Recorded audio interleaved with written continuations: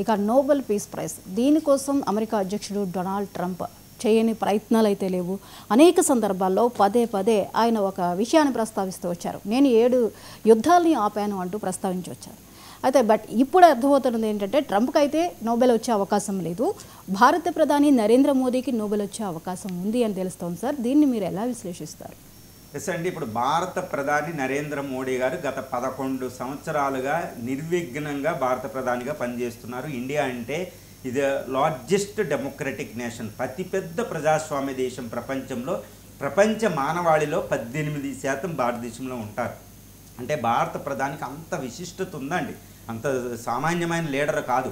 మరి ఈ భారత ప్రధానితో పోలిస్తే నోబెల్ వచ్చే అవకాశం ముందు ఉందా లేదని చెప్తే దీనికంటే ముందు ఒక విషయం చెప్పాలండి. డొనాల్డ్ ట్రంప్ అమెరికా అధ్యక్షుడు నోబెల్ పీస్ ప్రైజ్ కోసం చేయని ప్రయత్నం లేదు. అటు ఇజ్రాయెల్ ప్రైమ్ మినిస్టర్తోనూ, ఇటు పాకిస్తాన్, ఒక టెర్రరిస్టు దేశమైన పాకిస్తాన్ అసీం మునీర్ ద్వారా ఆయన నోబెల్ ప్రైజ్కి రికమెండ్ చేయించుకున్నాడు. ఆల్రెడీ నోబెల్ ప్రైజ్కి ఒక రికమెండేషన్స్ కూడా వెళ్ళినాయి ఆయనకే నోబెల్ ప్రైజ్ ఇమ్మని. అందుకే పాకిస్తాన్ అంటే ఆయనకి చాలా ఇష్టం అనమాట, నాకు నోబెల్ ప్రైజ్ పాకిస్తాన్ ఇమ్మంటుందని. కానీ ఈ ట్రంప్కి నోబెల్ ప్రైజ్ వచ్చే అవకాశం లేదు అనేది ఈ ఓస్లో మనకు కనిపించే ఈ ఓస్లోలో నోబెల్ పీస్ కమిటీ అనేది ఒకటి ఉంటుందండి 5 అభ్యర్థులతో. ఈ నోబెల్ అంటే నార్వే పార్లమెంటు ఒక 5 ఇండిపెండెంట్ కమిటీ ఒకటి వేస్తుంది అనమాట. ఈ 5 ఎవరికి ఇవ్వాలి నోబెల్ పీస్ ప్రైజ్ అనేది నిర్ణయిస్తుంది అనమాట. ఇది నోబెల్ అంటే నోబెల్ పీస్ ప్రైజ్ పెట్టిన నోబెల్ అంటే డైనమైట్ కనుక్కున్న నోబెల్ యొక్క విల్ ఆధారంగా చేస్తారన్నమాట. ఇప్పుడు ఈ నోబెల్ కమిటీ ట్రంప్కి నోబెల్ ప్రైజ్ ఇచ్చే అవకాశం ఎక్కడా లేవనేది బయటకు తెలుస్తుంది. ఎందుకంటే ఈరోజు హమాస్ ఇజ్రాయెల్ యుద్ధంలో ఇజ్రాయెల్కి సపోర్ట్ చేస్తూ ఇజ్రాయెల్ పాలస్తీనా యుద్ధాన్ని ఆపాలంటూ యునైటెడ్ నేషన్స్ ఆర్గనైజేషన్లో పెట్టే ప్రతి తీర్మానాన్ని అమెరికా అధ్యక్షుడు వీటో చేసి ఇజ్రాయెల్కి పూర్తి సపోర్ట్ ఇస్తుంటే ఈరోజు పాలస్తీనాలో మానవ హక్కుల ఉల్లంఘన జరుగుతుంది. ఇది ఎవరో చెప్తున్నారు? France, Britain, Australia.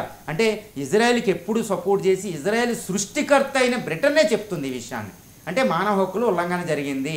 International court of justice అయితే ఈయన్ని అరెస్ట్ వారెంట్ కూడా ఇష్యూ చేసింది బెంజమిన్ నెతన్యాహు.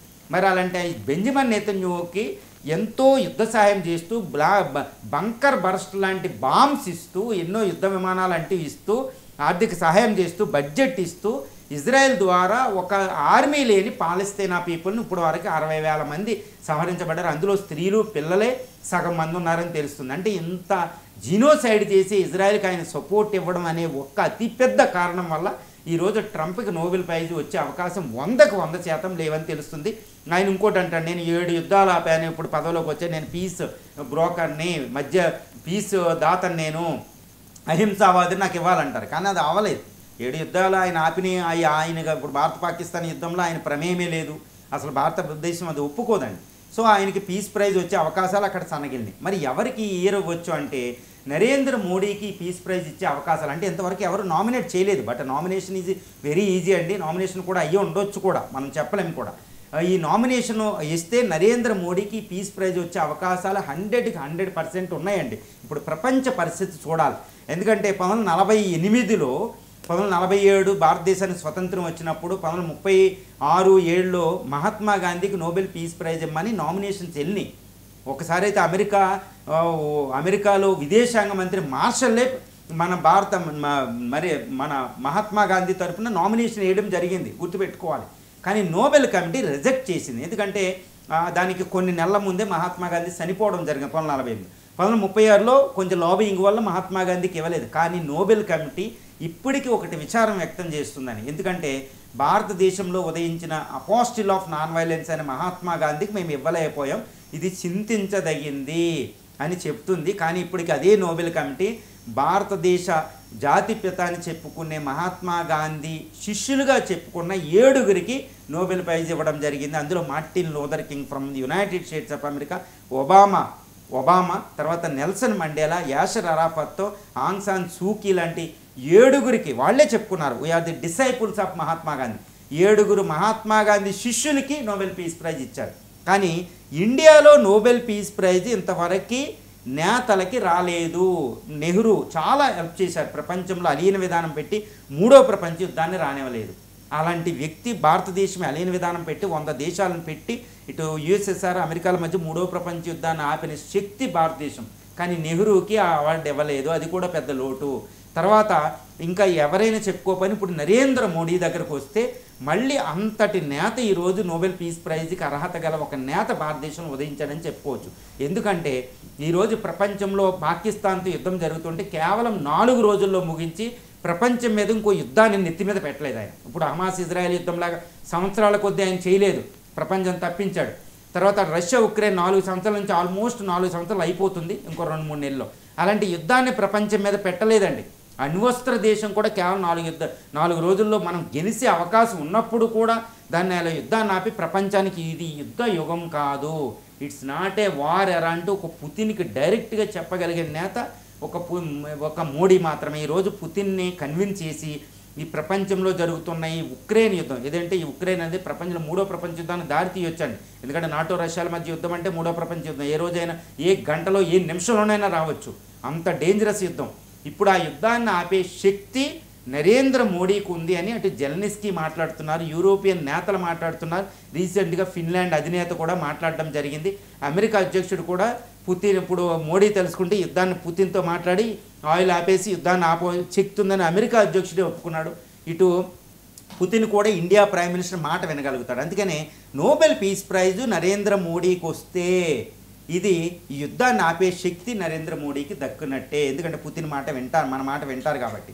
ఇటు చైనా కూడా మనకు అబ్జెక్ట్ చేయదు, అంటే చైనా అబ్జెక్ట్ చేయదు నరేంద్ర మోడీ గారికి నోబెల్ పీస్ ప్రైజ్ రావడం, రష్యా అధ్యక్షుడు అబ్జెక్ట్ చేయరు, జెలెన్స్కీ అబ్జెక్ట్ చేయరు, ఇజ్రాయలీ ప్రైమ్ మినిస్టర్ అబ్జెక్ట్ చేయరు, పాలస్తీనా PLA ఈ అబ్బాస్ కూడా వ్యతిరేకించరు, ముస్లిం ఏ కంట్రీ కూడా వ్యతిరేకించరు except Pakistan. It's not need not care about it.